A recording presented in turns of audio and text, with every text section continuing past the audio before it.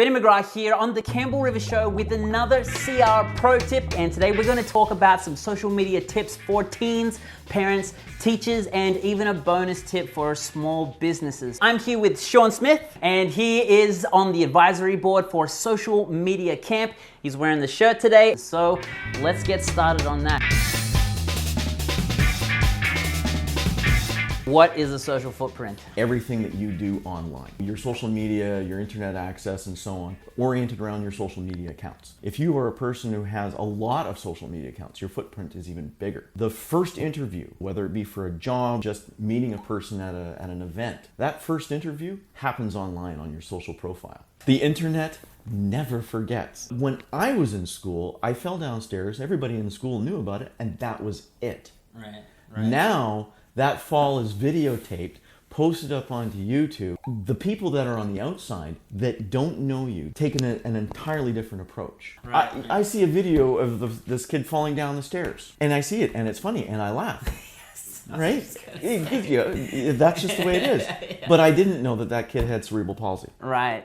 The lack of context in conversations. Part of the reason why everything just goes completely sideways. Some of what you said was scary. Is social media something that we should be scared about? No. That's like saying, should I be afraid of a car?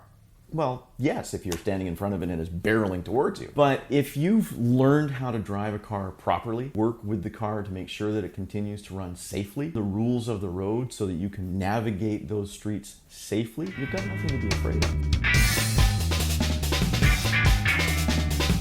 13 is the age, folks, for getting your kids on to social media. Please don't do it before that. Part of the problem today is the fact that we have never taken the time to show our kids how social works because it arrived at the same time for us. Really, they're not doing anything different than what you and I did when we were in school, what our parents did, our grandparents did at school, but now they're doing it online and where everybody can see it. Under teen, the 5, 10, 12-year-olds, they have even less of a filter, less of an understanding of what they're actually seeing. They're acting and reacting to what they see. If they see something that you and I would find offensive, they may find funny and they're going to mimic that. And they're acting and reacting to what's in front of them without ever thinking about any consequence, because life is a consequence to them is, no chocolate milk for dinner. And you also use the car analogy. Cars can be dangerous when it's barreling at you. When we're talking about social media, kids aren't just standing on the road, they're also behind the driver's wheel. When it's a car, a parent takes time to teach their kid how to drive. What's a parent's responsibility for teaching a kid how to use social media? This platform that is in their hot little hands, the parents got it for them. Kids don't have enough money to buy an iPhone. They're not old enough to get an account. The device itself is the parent's responsibility. Go, have fun, but you know what? Before you start to drive this thing, we're going to make sure that you know how to drive it, how to do the location-based settings, and make sure that those are turned off if they're using Instagram. Best times to be using it, and when not to be using it. Not at 10:30 at night in your bedroom, because they're sleeping with it under their pillow. Wakes them up and they have to answer it. Right, is that just teens that do that? No, there's a few adults. A few adults that sleep with this under their pillow. Even as kids ourselves, we used to have the flashlight and read the comic books under the covers.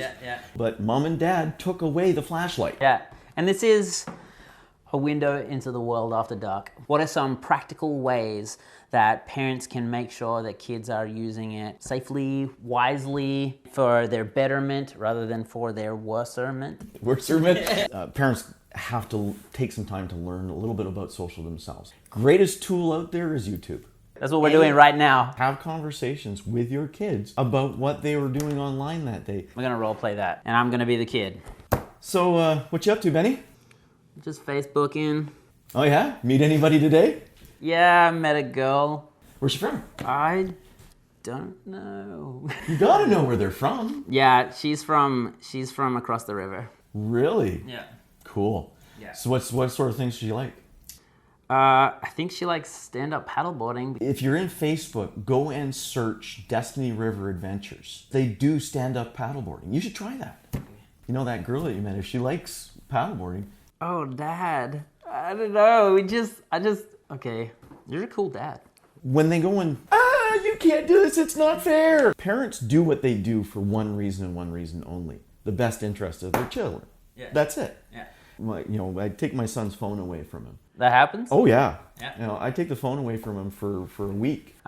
What about for the times when it seems less positive? We've seen how that social conversation can go completely sideways. So what's important, and again, this is the conversation that you're having. If your teen is really attached to this device, but they suddenly stop, that's the biggest telltale sign that there's something wrong. So how do you combat that? How do you combat the lack of context? You work with the kids. This isn't a conversation that is necessarily just with your kid and you. Right. This is a conversation that you need to bring to the school, and the administration needs to have that conversation with the student body.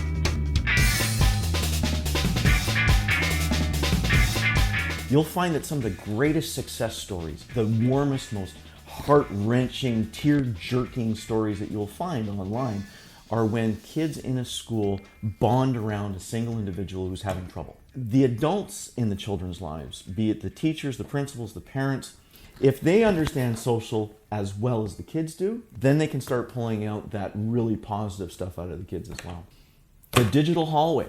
So does that mean teachers are on hallway patrol? In a sense, teachers walking down the hallway and they see kids fighting. They're going to stop the fight. The student asks them a question, they're going to answer it. See something that the kids should be involved in, they're going to bring the kids to it. Well, the teachers aren't in the digital hallway. As a matter of fact, for the last decade, they've been told the digital hallway is bad. And it's time that we started to bring the parents and the teachers to where the kids are, because that's the only way that we can mentor them through this myriad of problems.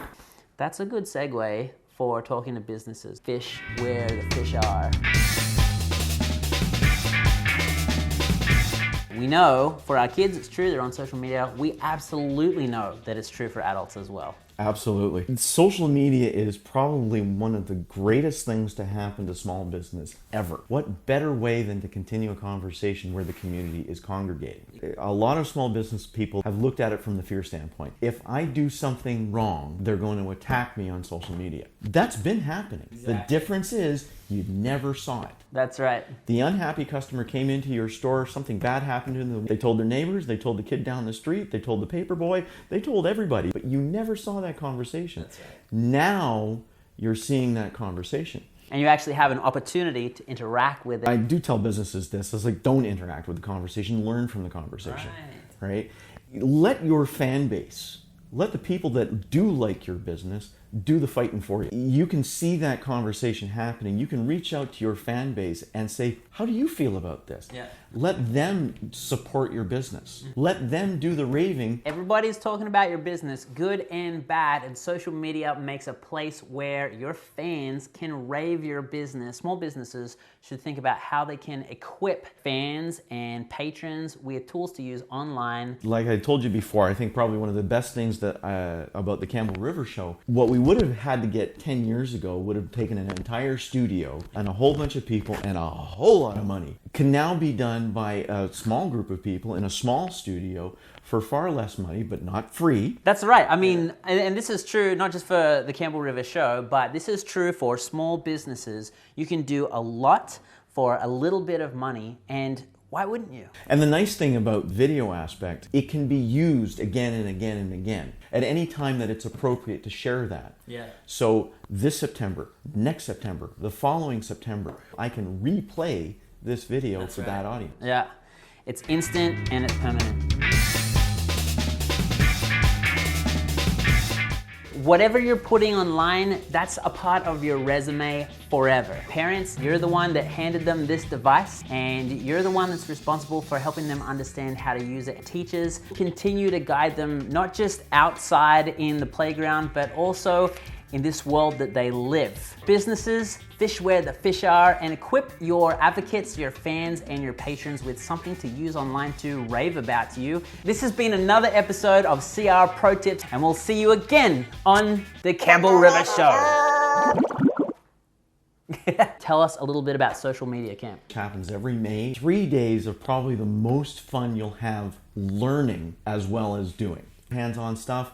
There's industry experts from all over North America. It's about everything social media. Pick and choose the bits and pieces that are going to be most effective for you. You will learn so much.